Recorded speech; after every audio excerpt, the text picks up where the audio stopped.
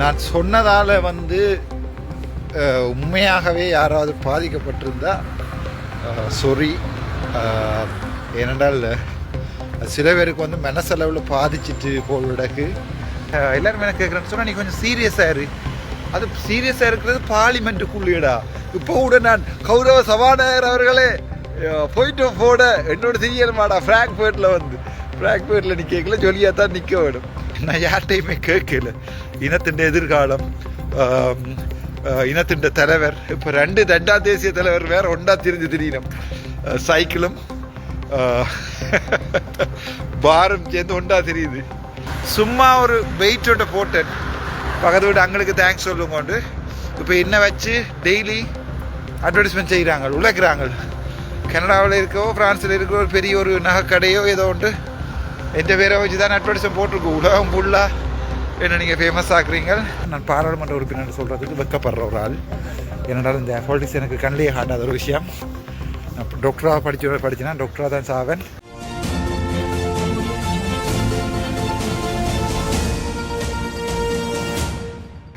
Okay, வணக்கம். Doctor Ramanathan Archuna. இன்றைக்கு 2025 October 17. இப்போ அங்கே ஸ்ரீலங்கன் டைமில் 8-12 மணி. ஓகே, ஸோ ஸ்ரீலங்காலேருந்து யாரும் பார்க்க மாட்டீங்க. ஃப்ராங்க்ஃபர்ட்டில் இரவில் இப்போ சாப்பாடு தேடி கொடுத்துருக்கோம். ஸோ இந்த என்னடா சின்ன ஷார்ட் நியூஸ். நான் சொன்னதால் உண்மையாகவே யாராவது பாதிக்கப்பட்டிருந்தா சொரி. ஏனென்றால் சில பேருக்கு மனசளவில் பாதிச்சுட்டு போடுறதுக்கு ஸோ யூடியூப்பில் வீடியோ எல்லாம் போடுறீங்க. என்னடால் சில பேர் சொல்லிட்டேன், நீ என்ன சும்மா ஃபன் எடுத்துக்கொண்டு திரியிறாய்,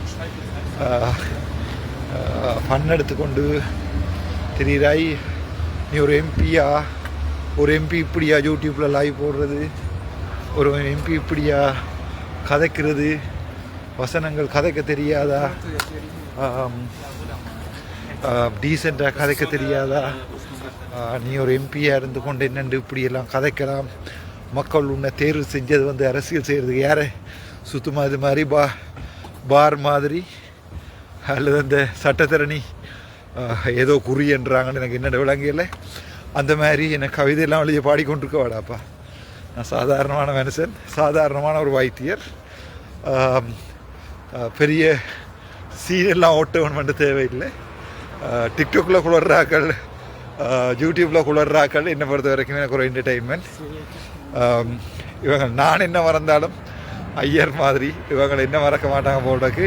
எல்லாருமே என்ன கேட்குறேன்னு சொன்னால் நீ கொஞ்சம் சீரியஸாக இரு. அது சீரியஸாக இருக்கிறது பார்லிமெண்ட்டுக்குள்ளேடா. இப்போ கூட நான் கௌரவ சபாநாயகர் அவர்களே போயிட்டு போட என்னோட தெரியலமாடா ஃப்ராங்க்ஃபர்ட்டில் நீ கேட்கல, ஜொலியாக தான் நிற்க வேணும்.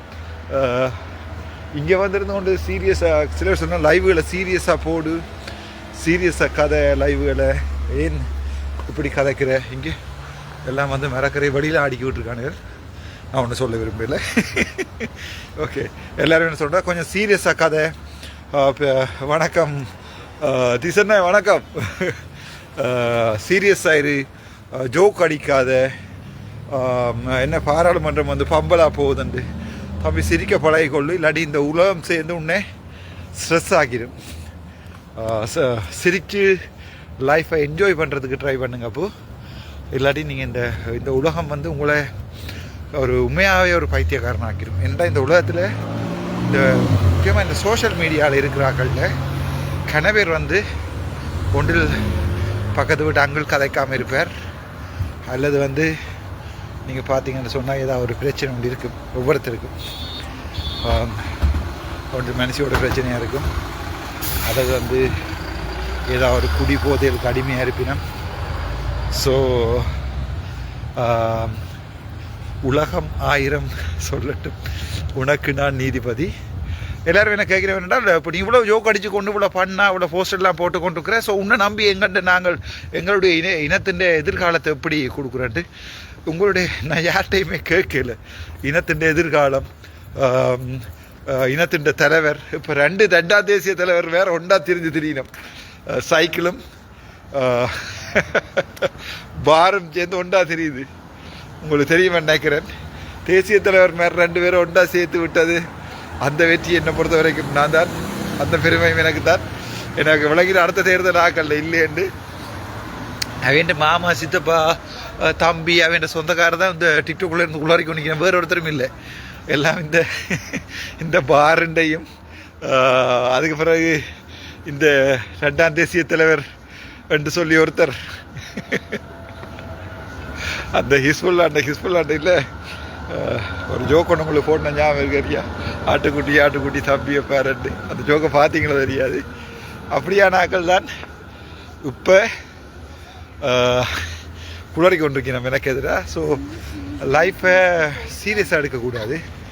ஓகே ஜொப் இல்லையா, அந்த பாசிட்டிவ் வைப்ரேஷன் ஒன்று இருக்கணும். லைஃப்பை ஒரு நாளும் சீரியஸாக எடுக்காதீங்க. அது உங்களோட லைஃப்பை நாங்கள் சீரியஸாக எடுக்கல. ஒரு சின்ன ஃபெயிலியரும் உங்களுக்கு ஞாபகம் இருக்கா? எனக்கு இப்போ ஞாபகம் இருக்குது, மன்னாரில் இருந்து வவுனியா ஜெயிலுக்கு போனதும், அதே நேரத்தில் ஹொலன் வாரிங்களான்னு கேட்டுக்கிறீங்க, நாட் ஷுவர். அதே நேரம் யாழ்ப்பாண ஜெயிலுக்குள்ள இருந்த அந்த ஒவ்வொரு நாள் அந்த சாப்பிட்ட இடம், டொய்லெட் போன இடம், படுத்திருந்த இடம் எல்லாம் ஞாபகம் இருக்குது.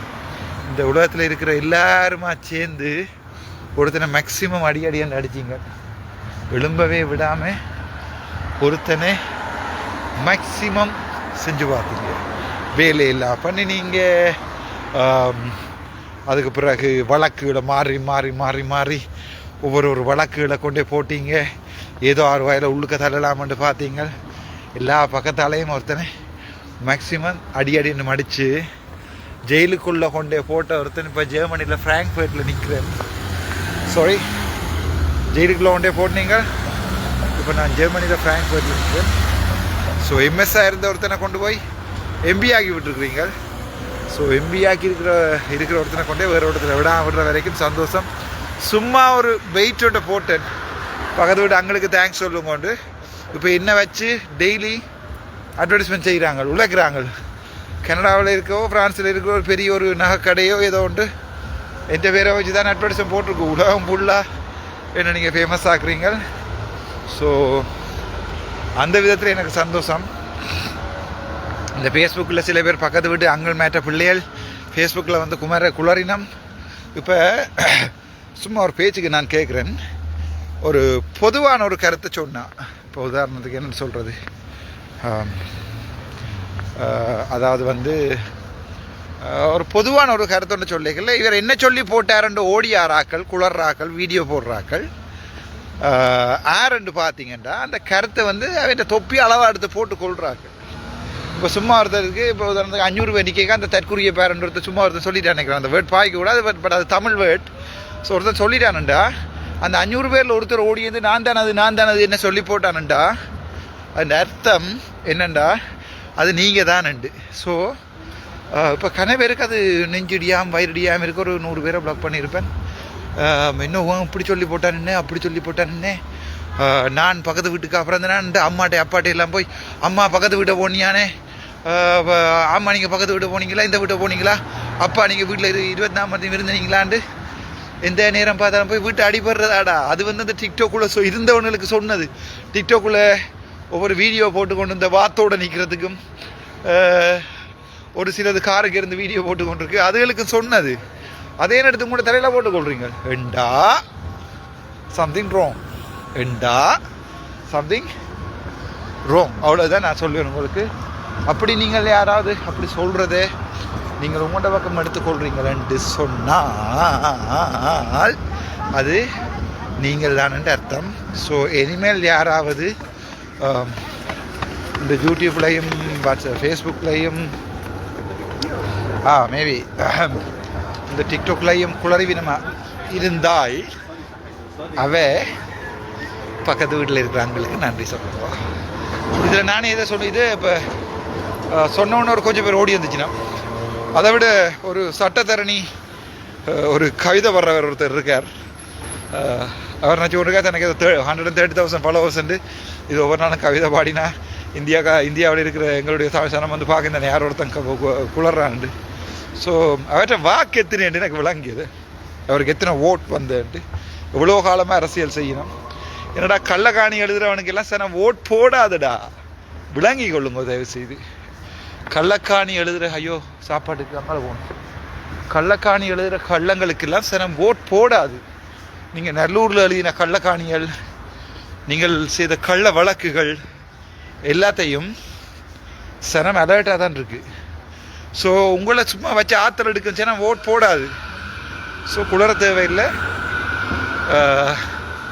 ஃப்ராங்க்ஃபர்ட்டில் நிற்கிறோம், சாப்பிட்றதுக்கு கடை பார்த்துட்டு தெரியுறேன். ஒரு கடையும் ஒழுங்கான கடையும் காணையில் எங்கேயா ஒரு இடத்துல கேபாப் சாப்பிடுறோம்டா. இந்த கேபாப் கடை ஏதாவது இருக்குமாண்டா ஃப்ராங்க்ஃபர்ட்டில். ஓகே, இந்த பக்கம் கொஞ்சம் கூட சினிமா போய் பார்ப்போம். இந்த பக்கம்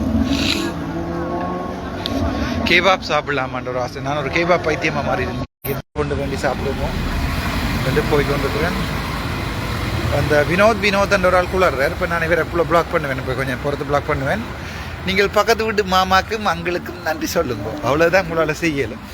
இதில் குளர்றார்கள் கள்ள ப்ரொஃபைலில் பொதுவாக சொன்ன கருத்துக்கு ஒரு ஆள் குளருதுண்டா, அது உங்களுக்கு விளங்குது நீங்கள் பிள்ளையான ஆக்கள் என்று சொல்லி. உங்களுடைய பிறப்பில் ரகசியம் வெளியால் வந்துருமன்றதால தான் நீங்கள் கள்ள ப்ரொஃபைலில் கத்துறீங்க. இல்லாடி இந்த மொத்தம் யாழ்ப்பாணத்தில் எங்கள்னு வச்சுருக்கேன் 12 லட்சம் ஜனம் இருக்குது, தமிழ் ஜனம். கிழக்கு மாநிலத்தில் ஒரு 8 லட்சம், ஸோ 12 மட்டும் 20 லட்சம் ஜனம்.